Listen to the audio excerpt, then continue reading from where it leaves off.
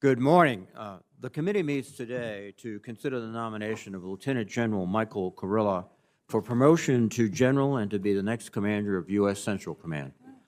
General, your nomination is well-deserved, and I thank you for your willingness to lead in this very important position. We welcome your wife, Mary Page, and daughter, Michelle, both of whom are here today, and we all welcome Sophie, who I'm sure is glued to a television set someplace watching her father. We thank them for their continued service to our nation. You have led most recently as the commanding general of the 18th Airborne Corps, an experience that will serve you well in this new role. Your career spans nearly 34 years with distinguished service across multiple theaters and command at every level of our nation's premier fighting forces. The country is fortunate to have leaders like yourself serving in uniform. If confirmed, the range of challenges you will need to address is significant. Centcom's geographic area of responsibility stretches from Northeast Africa across the Middle East to Central and South Asia, and the security challenges are similarly expansive.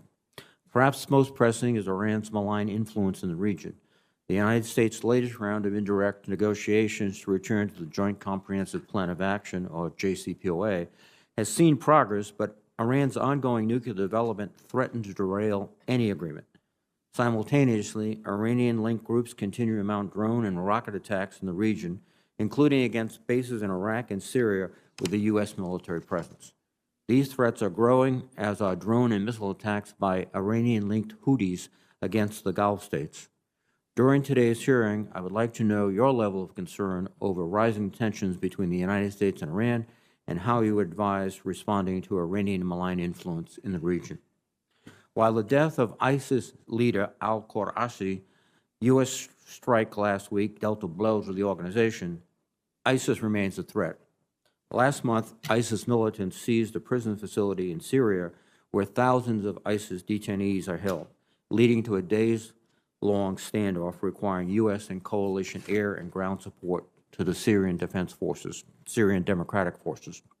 Press reports indicate that up to 200 fighters may have escaped and hundreds of people were killed. If you are confirmed, you will be responsible for helping ensure the SDF and the Iraqi government have the capacity and support needed to address the threat from ISIS and properly detain these prisoners. Of particular emphasis for this committee is a reformation of how Centcom and the Defense Department respond to civilian casualty incidents. It must be noted that Centcom's approach to this issue in recent years has not been adequate, and the DoD Inspector General and independent studies have highlighted important areas for change. Our military goes to great lengths to avoid civilian casualties, but when tragic errors occur, we have an obligation to be transparent, take responsibility, and do everything we can to learn from those mistakes and prevent future mistakes. As such, General, I hope you will share what steps you would take to ensure CENTCOM improves its openness and transparency with this committee and the public. Finally, turning to Afghanistan, we have transitioned to an over-the-horizon counterterrorism posture to continue to respond to threats from the region using assets based outside Afghanistan. Our 20-year there largely achieved the goal of significantly degrading al-Qaeda and other terrorist groups, but the work is not finished. During testimony to this committee last October, the Undersecretary of Defense for Policy assessed that ISIS-K and al-Qaeda have, in his words, the intent to conduct external operations, but neither has the ability to do so. To prevent terrorist groups from developing this ability, we must continue to bolster our over-the-horizon capabilities. With that in mind, I would ask that you share the most important lessons learned from your time in Afghanistan and how you would ensure CENTCOM can conduct optimal over-the-horizon activities. Again, thank you, General, for your continual willingness to serve, and I look forward to your testimony. Let me now recognize the ranking member, Senator Inhofe. Thank you, Mr. Chairman, and thank you, General Kurilla, for your willingness to continue your distinguished career. General Kurilla, when confirmed, you will take command of a region where terrorist groups increasingly threaten U.S. personnel, partners in the homeland. Due to the Biden administration's disastrous withdrawal of the U.S. troops from Afghanistan last summer, Afghanistan is now back to pre-9/11 conditions. The Taliban controls the country, and it has already killed more than 100 former Afghan officials, soldiers, and coalition partners, according to the United Nations.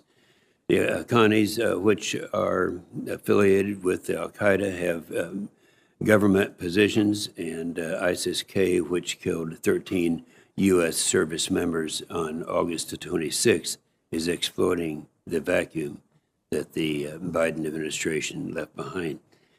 Elsewhere, the Iran-backed Houthis have launched deadly missile and drone attacks on Saudi Arabia, and the United Arab Emirates threaten U.S. forces and our partners. Last month, ISIS launched a series of new attacks in Syria and in Iraq. Last week's successful operation against ISIS leader shows that the counter-ISIS mission isn't over.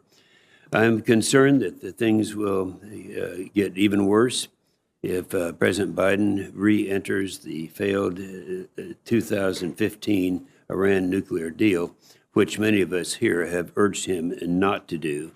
Iran will have received substantial sanctions relief. Iran will spend that windfall on terrorist proxies. That means more arms for Hezbollah, Hamas, and to attack Israel.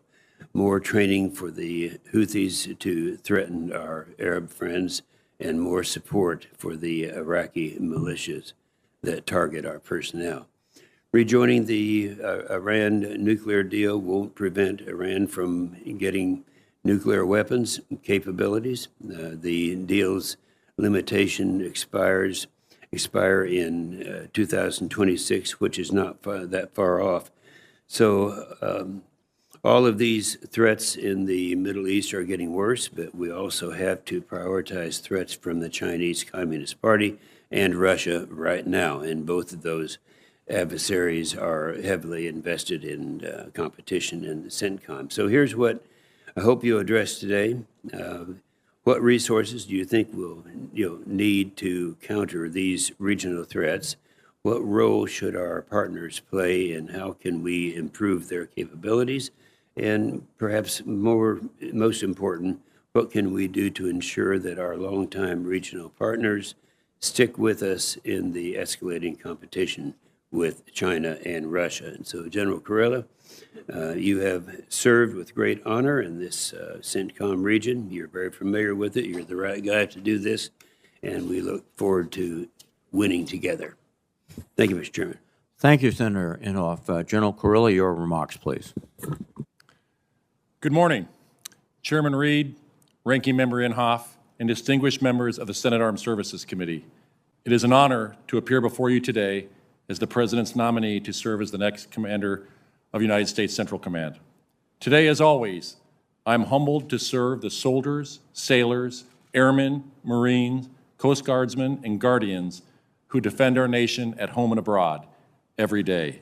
They are our nation's best. Joining me today is my amazing wife of 27 years, Mary Page. Throughout my career, Mary Page has been my best friend, partner, and enthusiastic advocate for our service members and their families. She is the daughter of a Vietnam veteran and has known from a very young age firsthand the challenges and hardships that face our military families. I have two wonderful daughters. My oldest, Michelle, flew in late last night from Massachusetts, where she is a senior at Harvard University, double majoring in government and English. My youngest daughter, Sophie, is a sophomore at Tufts University, studying biology, and has a lab at the New England Aquarium this afternoon, so she is watching from her dorm. My family has long understood that family readiness is a key component to operational readiness, and we are grateful for the service of all our military families. I'm grateful to the President, Secretary of Defense, Chairman of the Joint Chiefs of Staff for their confidence in me, and to General Frank McKenzie's lifetime of service to the nation. I thank the Congress, and especially this committee, for its unwavering support of our military. This is a critical time for the 21 countries of Central Command. The United States faces a new era of strategic competition with China and Russia that is not confined to one geographical region and extends into the Centcom area of responsibility. The Middle East, Central, and South Asia remain complex and dynamic environments. Centcom remains a dangerous theater with its own internal threats to American security.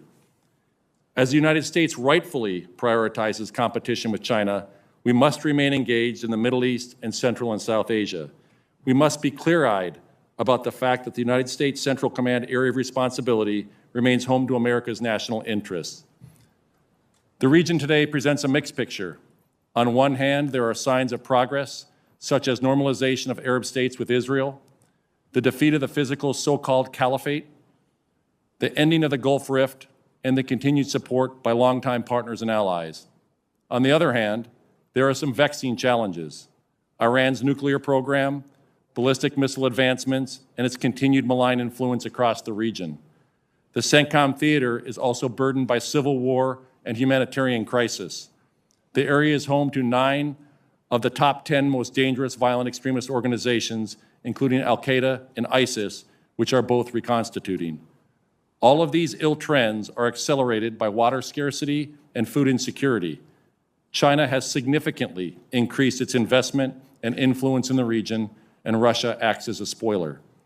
If confirmed as the CENTCOM commander, I will protect American interests in the region with these challenges in mind. While we are no longer in Afghanistan, we must acknowledge and honor the sacrifice of the more than 1 million service members, civilians, partners, and allies who answered the call and did their duty during the war.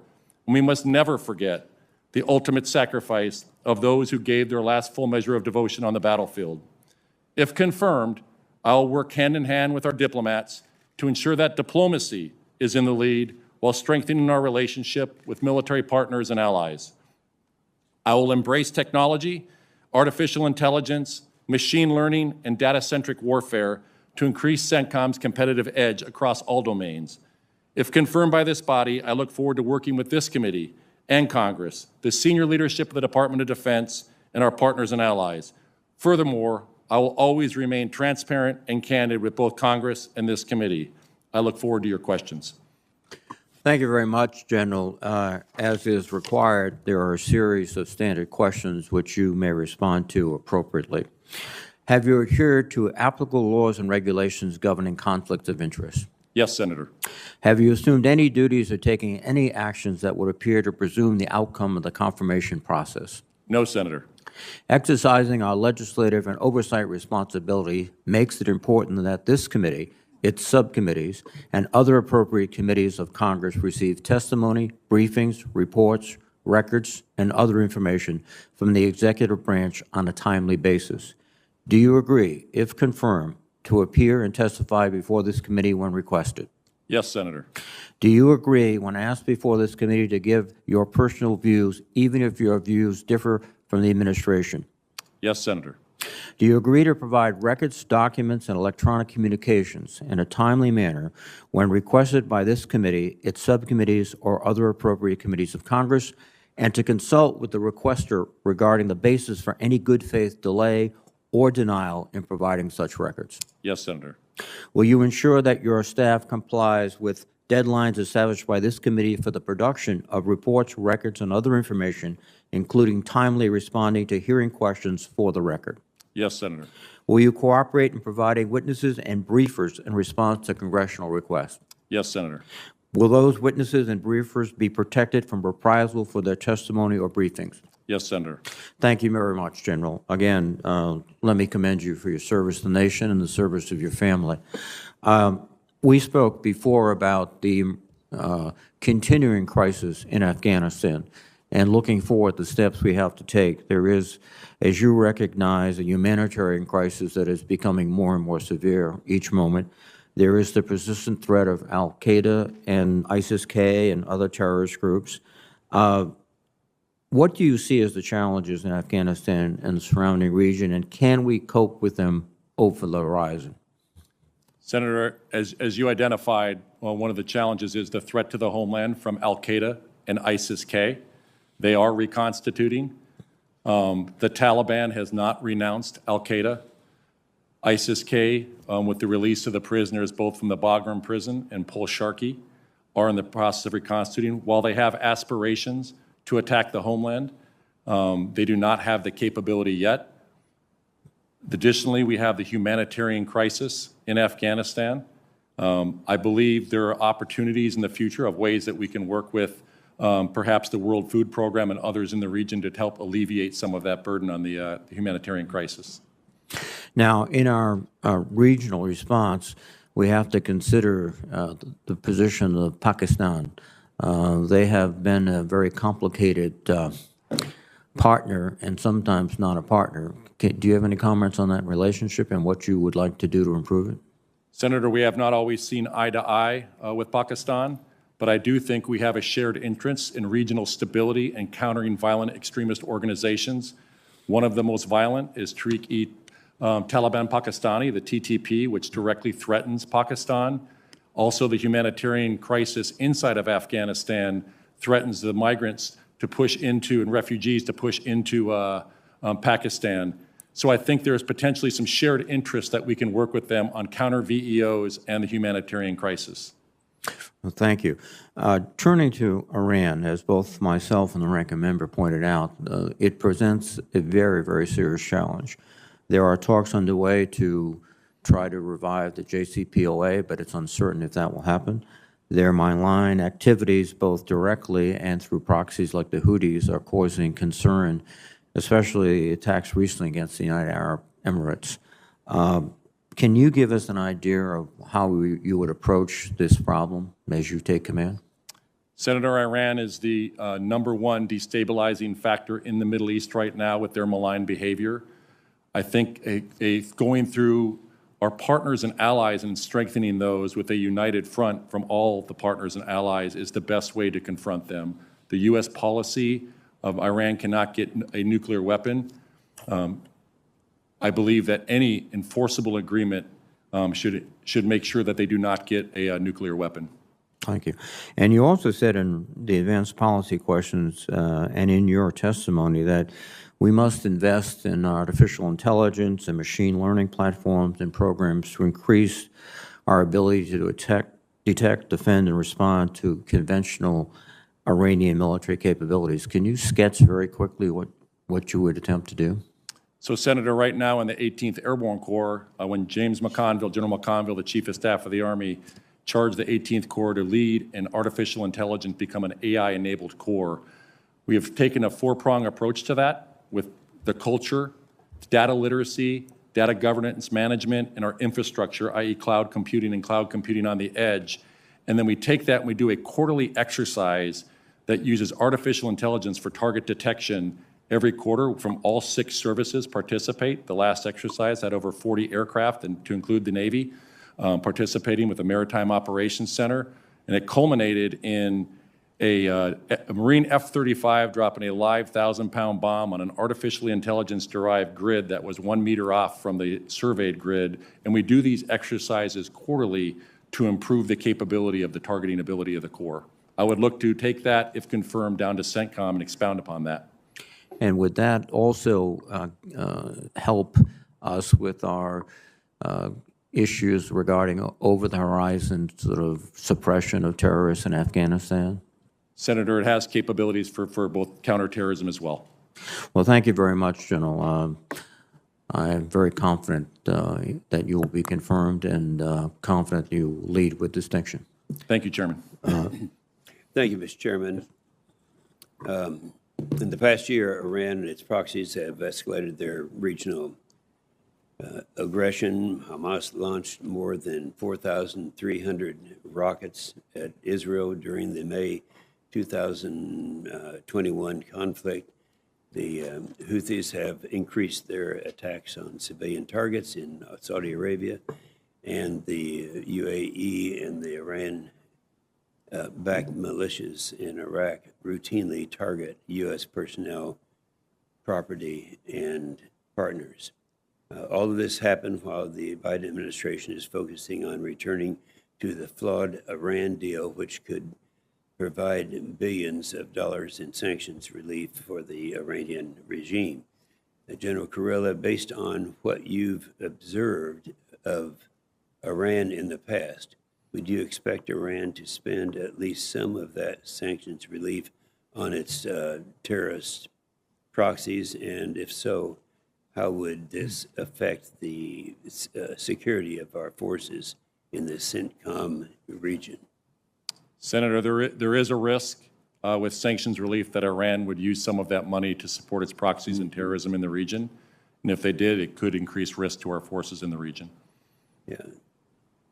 And General Kurilla, I've had visit for many times our friend Masoud Barzani in Erbil many times over the years. The Iraqi Kurds are among our most reliable partners in the region, and I believe it's important to ensure continued and reliable support to our Kurdish friends in coordination with the Iraqi government. Do you agree that the continued and reliable support to the Kurdish Peshmerga would enhance our partnership and advance our mutual interest in the region?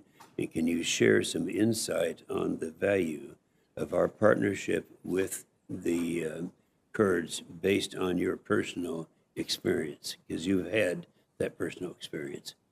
Senator, I've worked with our Kurdish partners and found them to be very reliable and very capable. I've worked with them since 2004 on my first tour in Iraq, and as recently as the counter-ISIS fight up in 2014. I have found them to be an incredibly capable and reliable partner. Yes. All right. Thank you, Mr. Chairman. Thank you, Senator Inhofe. Senator Shaheen, please.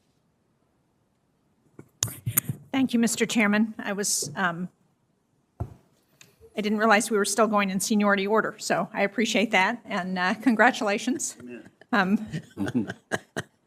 Lieutenant. You have a cheering from the upper deck. Yes. Well, General Kurilla, thank you for being here. Congratulations to you and your family on your nomination. We very much appreciate your willingness to serve.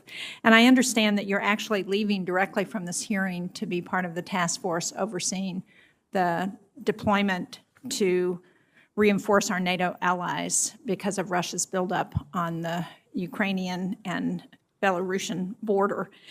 I wonder what you consider to be the biggest challenge of that deployment.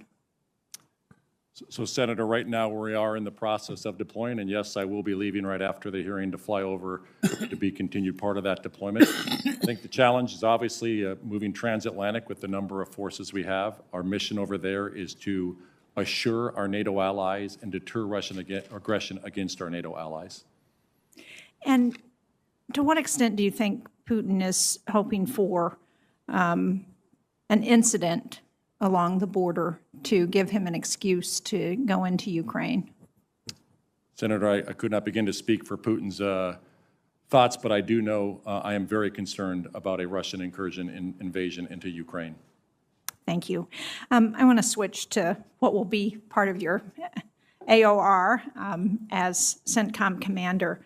And one of the things that I'm very concerned about is what's happening in the ISIS detainee camps in Syria. The one at Al-Hol has 60,000 family members. It's become a hotbed for potential radicalization of those family members there. Can you talk about what the strategy ought to be to address those detainee camps? And I know because you've worked with the SDF that they have stated that they're not able to assume long-term responsibility for those detainees in those camps. So what should we be doing to address that? Senator, I believe that there should be a whole-of-government approach and an international effort to both assist the SDF on the repatriation of some of these detainees. It's approximately 10,000 ISIS detainees at about 24 different detention facilities. That is an ISIS army in waiting. We saw that in Hasaka when they attacked the prison. We also have, as you noted, 60,000 family members. Over 80% are children, women and children in the Al-Hol camp. My concern there is the indoctrination that is happening there, and so there must be a whole-of-government approach and an international effort to support the SDF on this. And this committee actually, as part of the Defense Authorization Bill last year, passed a requirement to establish a detainee coordinator to help address how we respond in those camps and how we repatriate some of the detainees. Are you aware of that position, and Do you think that would be helpful? Senator, I do think that would be helpful. Thank you. Hopefully someone is listening to your testimony. I want to go to Iraq because we've seen a series of bomb and grenade attacks taking place over the last week in Baghdad. And it's assumed that Iranian-backed militias are responsible for these incidents. So how can we better hold Iran accountable for these kinds of attacks and ensure that our personnel and those Iraqis defending their country are protected? Senator, I believe the key is that we have to make sure that we expose the Iranian malign behavior. I have found that any time Iran's hand behind this is exposed, it is helpful. Thank you. There was a recent report on a special operations directed strike targeting components of the Tabika Dam in Syria, despite the dam being on the no-strike list. It's not clear to me how this happened. I haven't seen any reports investigating that, but will you commit to investigating what happened here and to reporting the results to Congress? Senator, I will if confirmed. Thank you.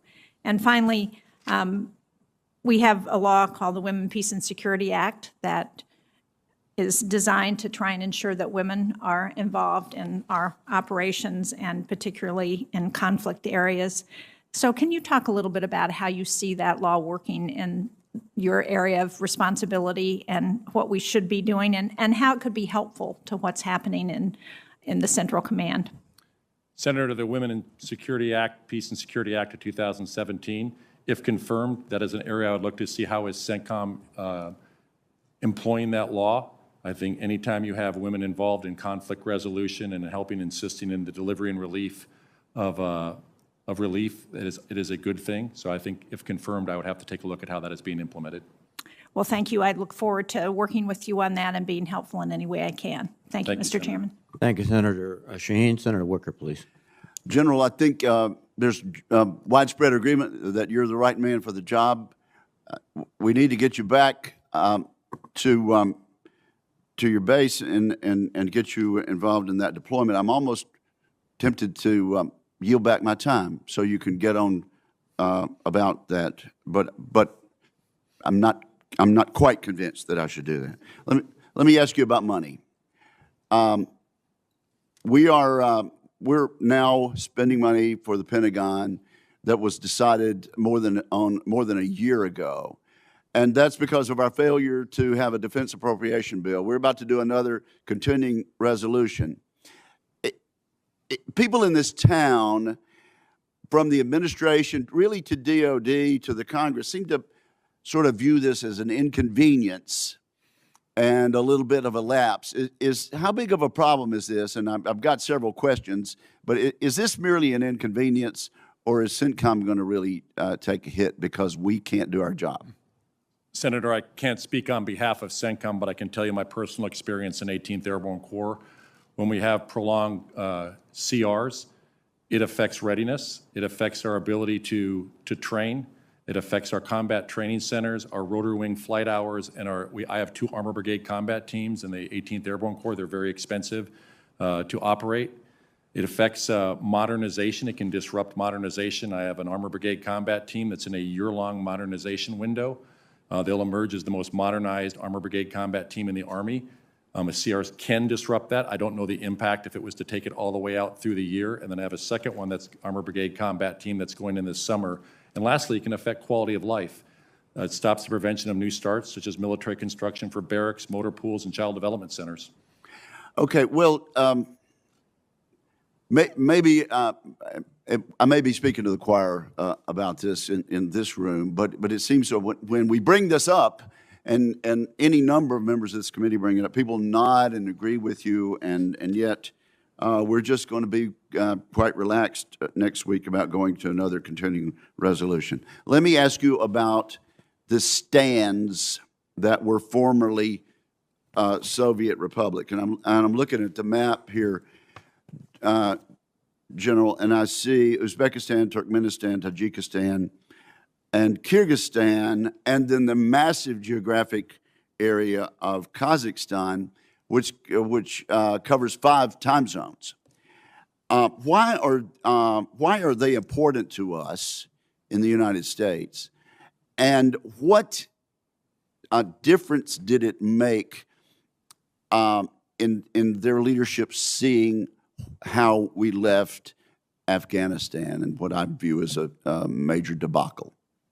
Senator, they're very important. That is an area also that I think we compete with Russia and China. I think with the departure from Afghanistan, there is some security interests that we share with them, and that is in terms of those that border on Afghanistan, particularly Uzbekistan and Tajikistan. I think we have shared interest on the VEOs and areas that we could potentially partnership with them on the border security to prevent the expansion of the VEOs from coming into their area.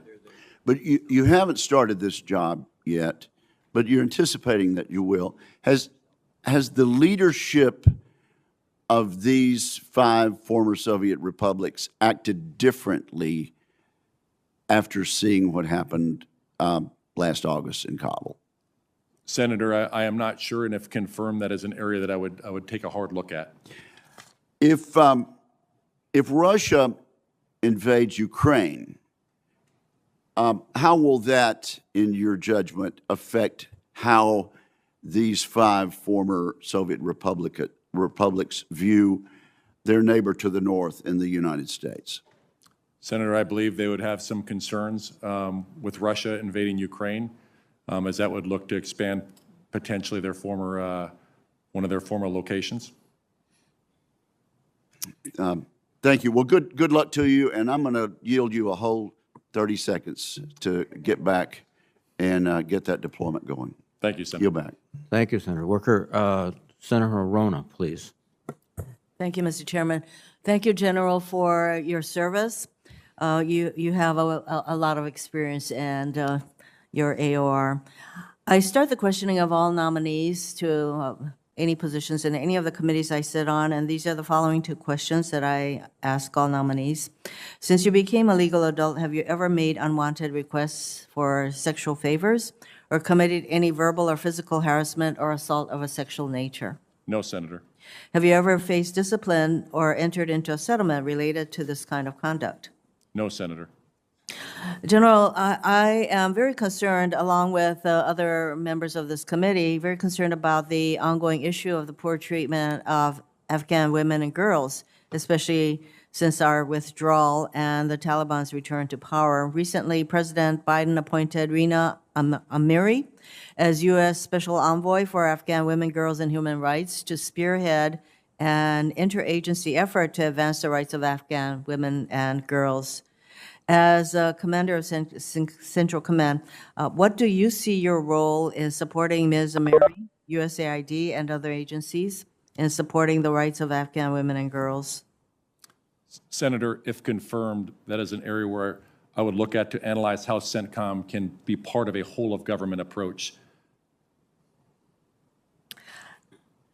I like the fact that you have used whole of government in your response to a number of questions, and I think that is a very good idea because whole of government means, I would say, the active involvement of the State Department and also any of our allies. So, I'd be interested, if confirmed, how you will proceed in this area, since the fate of Afghan women and girls is something that weighs very heavily on a number of us, and our challenges in getting or rescuing many of them out of the country remains very difficult.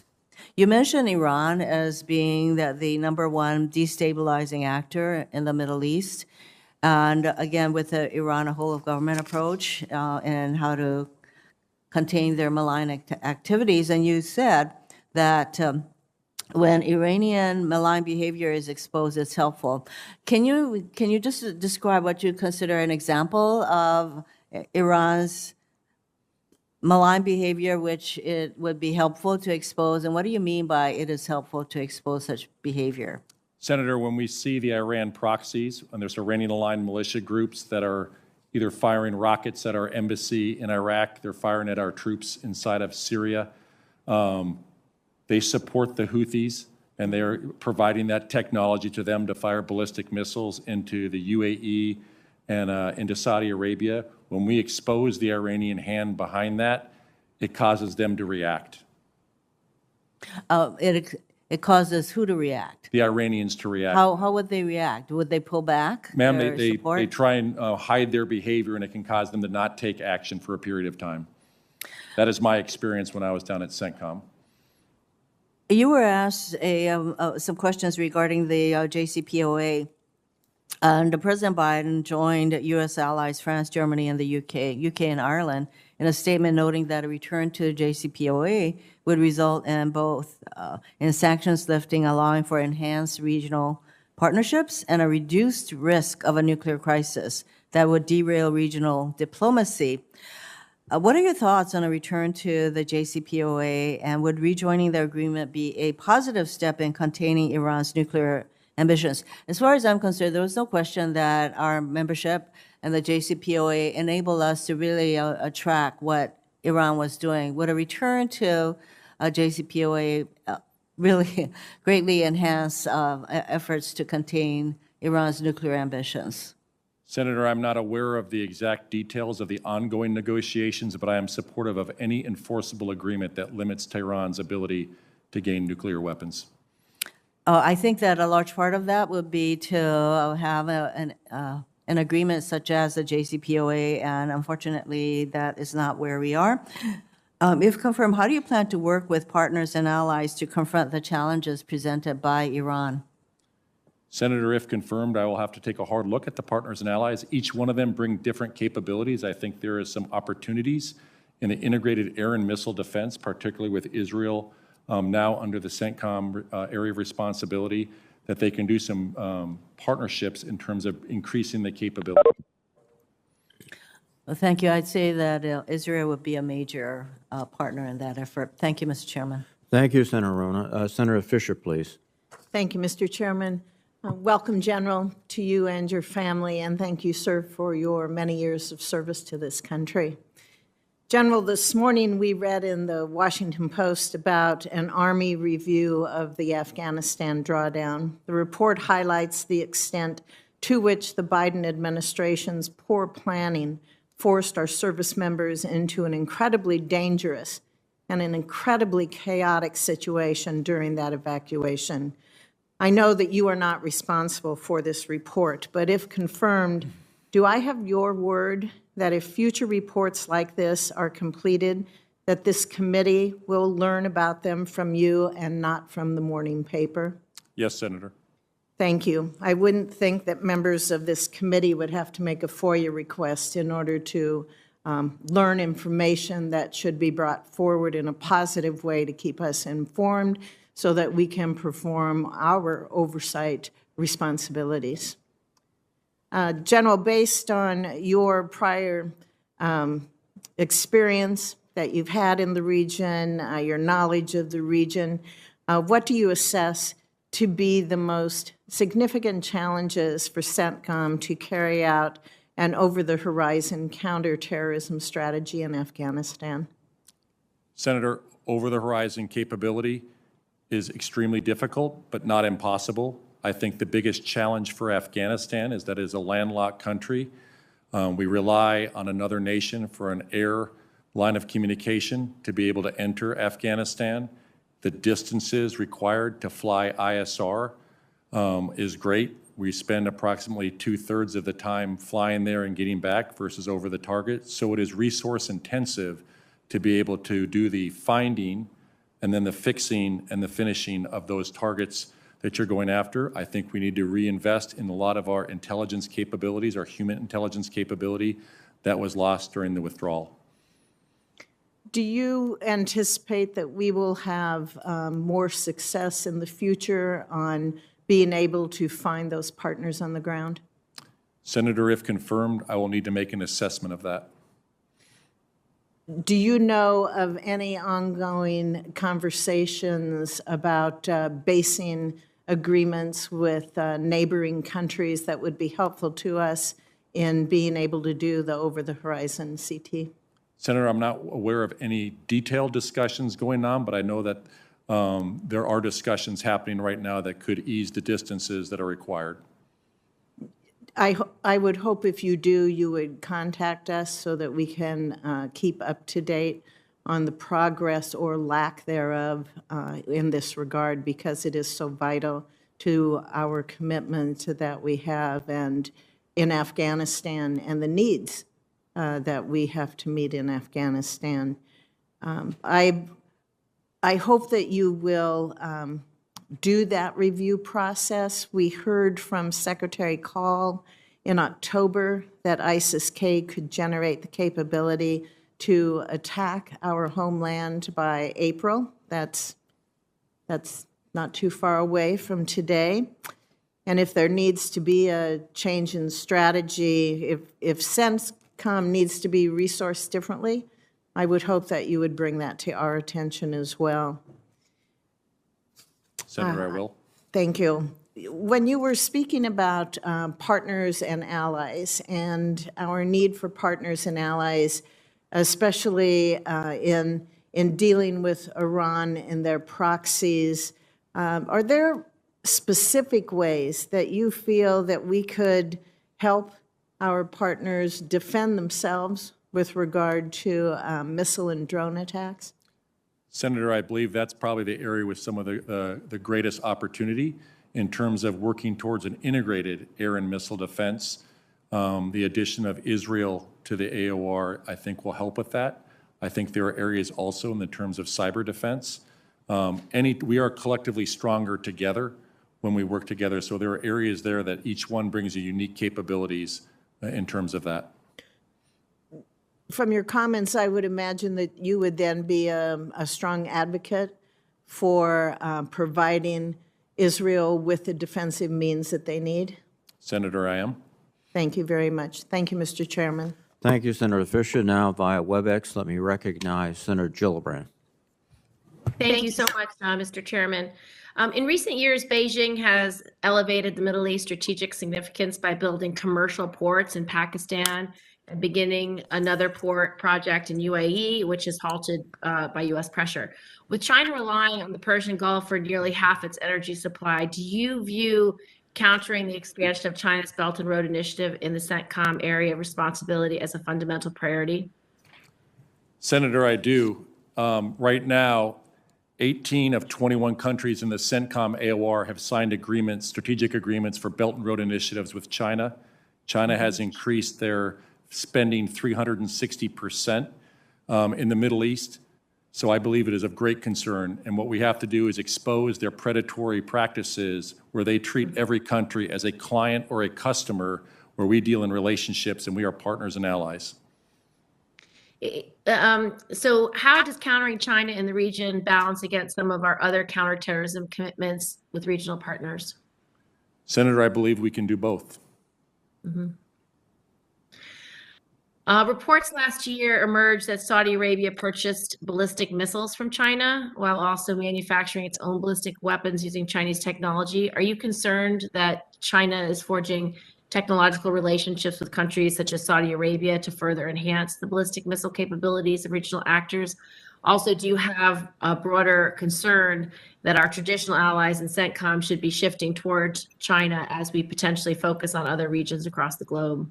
Senator, I am very concerned with China's military involvement as well in terms of these agreements. 3 of the top purchasers of their UAVs are out of the Middle East. The technological agreements they have with Huawei, 5 major Middle Eastern countries have also come into agreements with them, so I'm very concerned with that.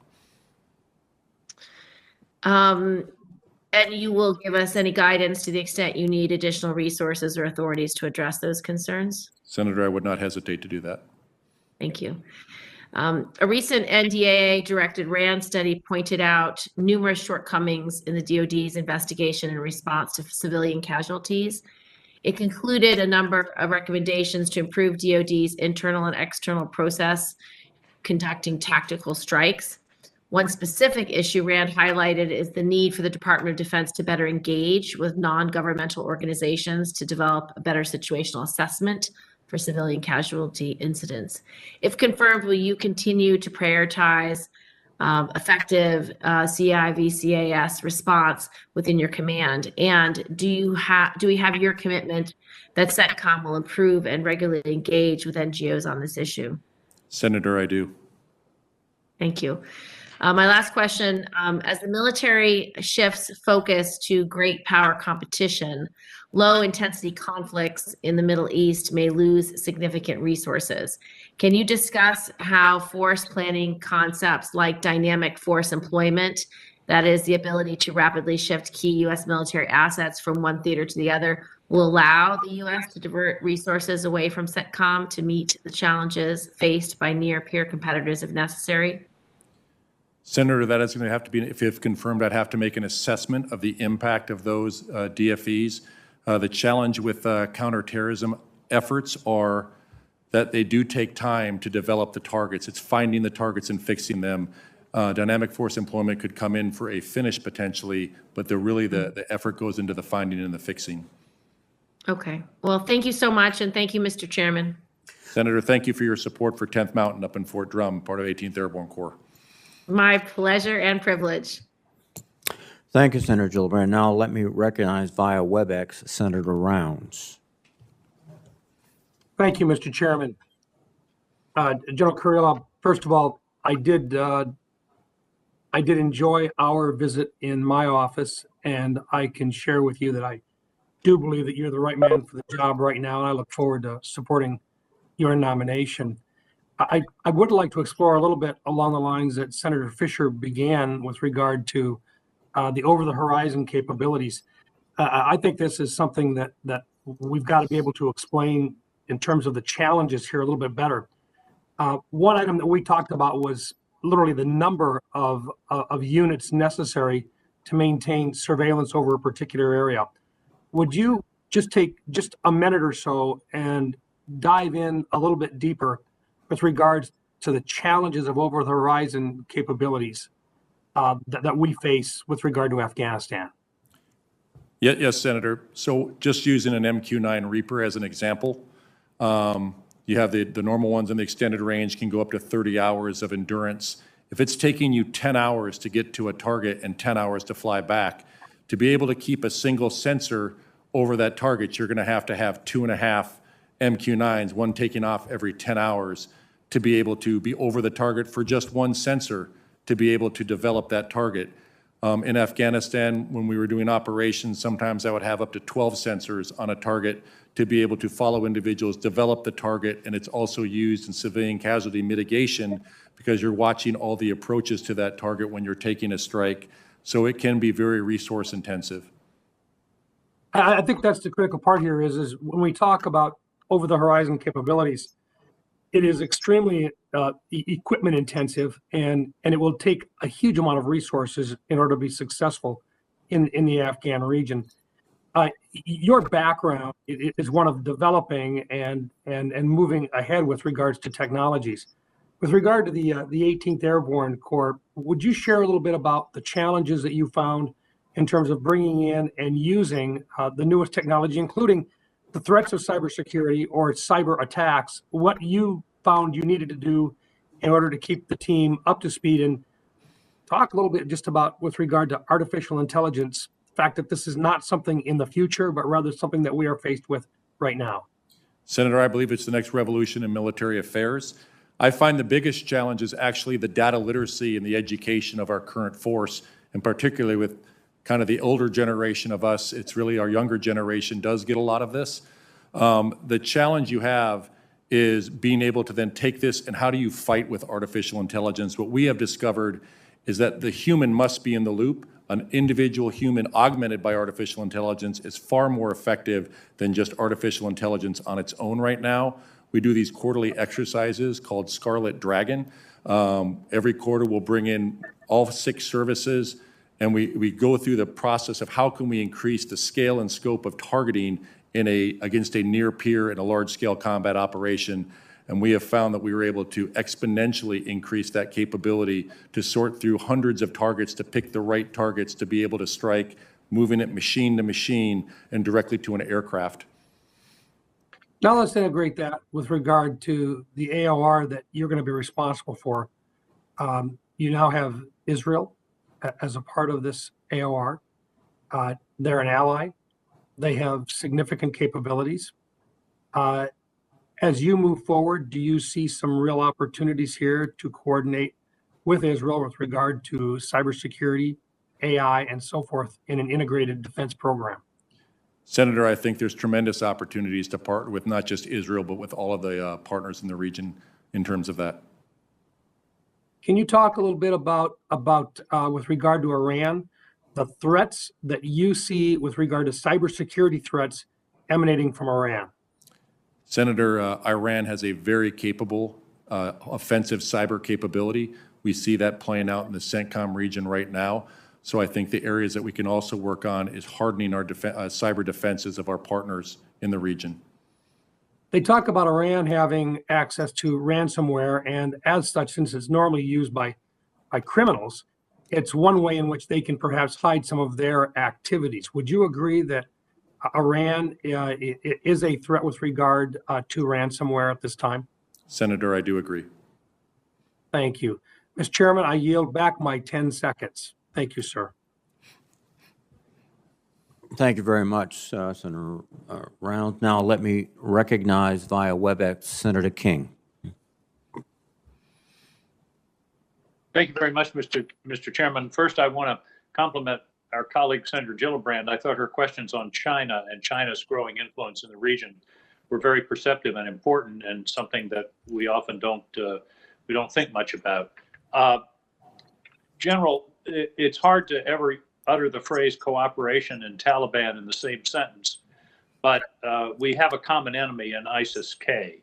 The Taliban doesn't like them. We don't like them. They're a danger to us. They're a danger to them. Is there an opportunity for developing a kind of compartmented relationship, if you will, with the Taliban with regard to ISIS-K? We've been able to use the ALOC through Pakistan for ISR, but there has been no kinetic strike yet. And there's some question as to what effect that would have on the relationship to the Taliban and Pakistan. The short question is there room for some relationship with the Taliban that can help us and help them with the problem of ISIS-K? Senator, if confirmed, that is an area that I would have to do a deep study on. But I do think, in my personal opinion, there are pragmatic instances where we could come together going after ISIS-K based on the threat to the homeland. Well, I would hope so, because, as I say, the old saying is that the enemy of my enemy is my friend. So there may be an opportunity there to deal with the threat of ISIS-K, which I think is very significant and growing. How do we assist with the humanitarian crisis in Afghanistan without at the same time assisting the Taliban? Are there avenues to provide support that we can avail ourselves of that don't shore up the Taliban regime? Senator, I believe the most important thing we need to make sure that it is transparent and it does not fall into the hands of the Taliban and is used as that they can weaponize it. I think an opportunity potentially exists with the UN Food Program. They're a very transparent and accountable organization to be able to provide funding for relief. I also think working with Pakistan, they have a shared interest in that because of the refugees that are coming out of Afghanistan right now into Pakistan. Moving to Iraq, there appears in recent years, or in the last year or so, a decline of Iran's influence in Iraq with Sadr and with some of the militias. How do you assess the situation in Iraq? Is there an opportunity for us to leave there, or should we have to maintain a presence in order to offset Iran's influence? Senator, we're in Iraq right now for the enduring defeat of ISIS and to maintain our strategic relationship with the government of Iraq. I think that the partnership that we have with them on the enduring defeat of ISIS is very important. The Iraqi security forces do have a very capable force, but it is not, it can still grow and needs to develop so that it is self-sustaining and for being able to go after ISIS. And as you mentioned earlier, one of our key allies there are the Iraqi Kurds, which have been reliable and capable allies throughout this entire process in the Middle East. Senator, I've worked a lot with the Kurds, and they are a very capable and reliable partner. How do you assess the addition of Israel, the moving of Israel from EUCOM to CENTCOM in terms of your job and the ability to deal with the Middle East as a coherent entity? Senator, I think there is significant opportunity with the addition of Israel. It starts with the Abraham Accords, the normalization of relationships between Israel and Arab nations. We have both Bahrain and the United Arab Emirates, and that has caused them to start talking. And when you're talking, you're lowering the temperature in the room. There is talk of security cooperation as well, and I think that's only a good thing. Finally, in your military judgment, we've been having discussions about the JCPOA, whether to re-enter, and everybody's committed to Iran not achieving a nuclear weapon. In the absence of diplomacy or some kind of enforceable agreement, what are the military options realistically for eliminating Iran's nuclear capability? Senator, in my current job, I'm not aware of the current military options. My only concern would be that you can never take away the intellectual knowledge that they have on how to increase their nuclear capability, and then the reaction that Iran would have of any strike on them. And the conclusion from that is that a military strike would not, you can't bomb knowledge, and Senator King, we cannot hear you, certainly and heighten your time has their expired. rules. So with your permission, Thank you. let me recognize Senator Cotton. Thank you. General, welcome to the committee. Congratulations on your nomination, this very important post, another long and illustrious post that you've held over your distinguished career. Thank you for your service to our nation. We have had a lot of talk about Iran this morning at the committee, in part because Iran is the worst country in your region. They're the world's worst sponsor of state terrorism. They're behind almost every proxy war in the region, to say nothing of what they're doing to try to obtain nuclear weapons. If it becomes clear that Iran is actively pursuing a nuclear weapon, does Central Command have the resources necessary should the Commander-in-Chief, President Biden, direct a military strike against Iran? Senator, if confirmed, I would have to look at the mission and the resources required, and I would come back to the chairman and the secretary if additional resources were required.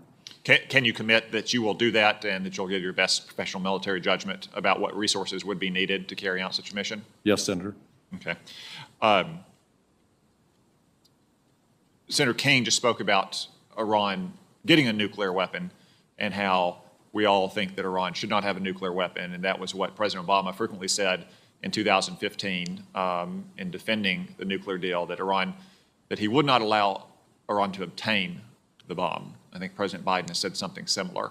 That leaves open the possibility that we would allow Iran to get right up to the threshold of getting a nuclear weapon, proverbial turn of the screwdriver, if you will, the way a country like Japan is today. I mean, people worry about Japan being one step away from a nuclear weapon because Japan is not run by a bunch of crazed theocrats. It may be one thing to say the United States could live with an Iran that's one turn of the screwdriver away from getting a nuclear weapon. Can a country like Israel live under those circumstances, though? Or what about Saudi Arabia or the other Arab nations in the region? Senator, my concern would be Iran being a nuclear threshold state, that it could be very destabilizing to the region and cause others to attempt to work on their defense. Even if they don't have a nuclear weapon and don't have a demonstrated capability, if they are simply a nuclear threshold state, it would embolden them that much more. That's your point? Yes, Senator. Yeah, I think you're right about that. One incredibly emboldened action I've seen over the last couple months is that Iran's proxies in Yemen are firing ballistic missiles and one-way drones into the Emirates. And some of those are attacking bases where we have American troops.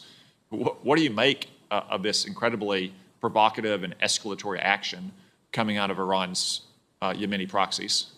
Senator, that's an example of Iranian malign behavior and aggressive behavior from their proxies in the region. Why do you think, so they've been doing that in Saudi Arabia, in southwestern and western Saudi Arabia for a few years. Why do you think in the last couple of months those proxies in Yemen are now firing those missiles and drones all the way into the Emirates? Senator, my personal opinion is part of that is because of the advances that the Giants Brigade down in Yemen took back areas like Al Shabwa province from the Houthis, and that is their reaction back to the UAE. But I would have to have, if confirmed, do a deeper study on that. What would you do if you were sitting in Abu Dhabi and you had missiles and drones flying into your territory, potentially hitting your bases or hitting the Burj Khalifa? Senator, if I'm the CENTCOM commander with forces there, I would use the Patriots and the THAAD systems that we have in the theater to shoot them down. Do you think we currently have enough of those systems in the region to protect not only our allies, but in this case, again, it was our troops, our troops at bases in the Emirates? Senator, I think that one of the advances that we can look at doing is increasing the integrated air and missile defense in the region of our partners and allies to contribute to make sure that they are all integrated. I mean, based on the threat we've seen coming out of Yemen in these last couple of months, I think it's going to be one of the most urgent priorities you face. It's both making sure that we have the resources we need, but also working with our partners to help them. Because I don't think, as Iran is emboldened, I don't think this threat is going to decrease. I think it's only going to increase. And again, we're just talking about it coming out of Yemen, not other places where they're supplying proxies with similar missiles or drones. One final point. I kind of get irritated when I see reports about F-22s and F-35s bombing insurgencies, or, you know, in 2017, I think we bombed a drug factory with an F-22. Can we do a better job about not using advanced fifth-generation aircraft to bomb low-threat first-generation targets? Senator, as a military person, if that is the only asset available, I would use that asset. I get that. I'd like to see better asset planning, though. So those aircraft are directed towards countries like China with advanced air defenses and fifth-generation fighters themselves, and older generation aircraft are directed against ISIS and Al-Qaeda. Sure. One final question. There's also been a lot of talk about the over-the-horizon strike capacity in Afghanistan. I think that would be better termed over-the-rainbow strike capacity. How could we possibly be striking into Afghanistan without intelligence on the ground and when we're completely beholden to Pakistan for giving access to their airspace? It's a big problem, isn't it? Senator, it's a challenge. All right. Good luck trying to conquer that challenge. We need you to. Thank you, Senator. Thank you. Congratulations again. Thank you, Senator Cotton. Now let me recognize Senator Blumenthal. Thanks, Mr. Chairman. General, welcome to the committee, and thank you for your service. Thanks for talking to me the other day, as we did on the phone, and answering my questions as insightfully and forthrightly as you're doing here at the committee. And I look forward to visiting with you during your service in Centcom. As you and I discussed, I'm very deeply concerned, in fact, frustrated and even angry about the slow pace of the evacuation of at-risk Afghan allies and potentially Americans from Afghanistan. We have been dwelling in this committee hearing mostly on the use of American power, our military power, but our credibility and power around the world depend on our keeping our word. We have given our word to the translators and interpreters and guards and drivers and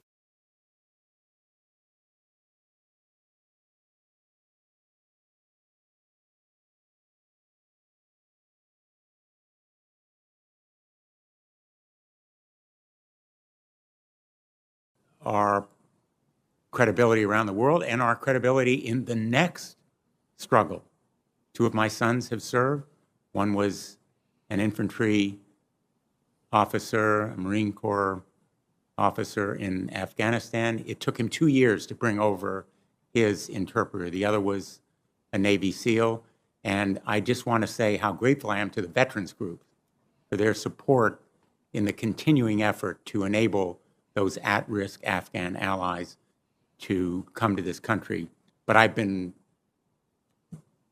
frustrated by, frankly, our State Department's seeming reluctance to be as engaged as it should in this effort. And a number of us, colleagues, have joined Senator Graham, Senator Ernst, myself, Senator Cardin in a measure called Honor Our Commitment, which would try to enable more of those at-risk Afghan allies to come here.